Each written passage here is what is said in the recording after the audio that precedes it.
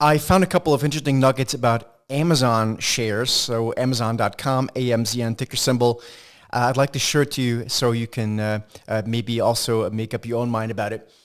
Let's start off with the simple chart here. And what this chart is actually the S&P 500 in blue, Amazon.com shares in green. And what's interesting here, this is a 5-year look back, and over the course of 5 years, Amazon and the S&P are literally almost exactly to the tick up 101-ish%, both of them.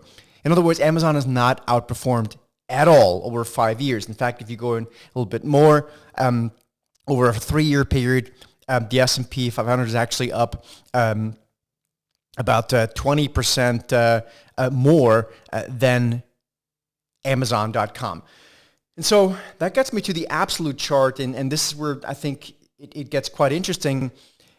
Shares of Amazon are essentially now bumping into an important area of at least previous resistance. It's somewhere around $180 to $188 or so. On the weekly chart, this is a bit more apparent, which I'll show you in a second.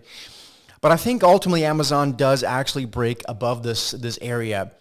And the question, of course, is what's the path? And for that, let's have a look at the absolute chart here. I'm going to make this a weekly chart so you can kind of see. And again, the moving averages here, as I usually indicate, are not really that important for the purposes of this discussion. But you can see on the weekly chart here, we are, for the most part, right back up a resistance. And again, we would have to probably break above about 187 on a weekly closing basis. 187 is the level in order for Amazon to qualify a breakout.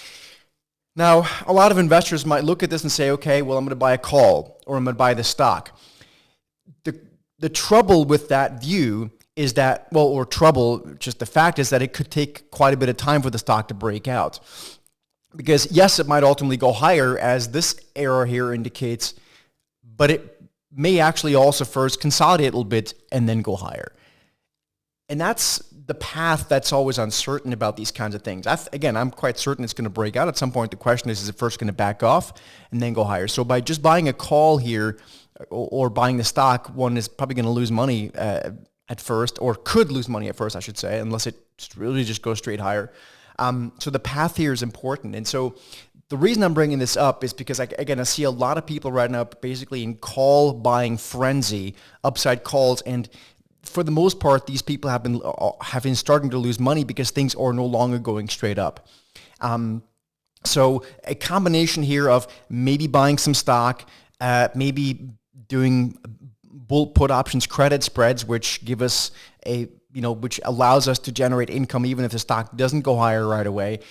Those are the kind of strategies that make sense to me. And then once we do have a breakout, by all means, maybe then it's time to buy upside calls. But until we get to the point where we actually have a breakout above 187, I think that becomes a fairly difficult discussion to have.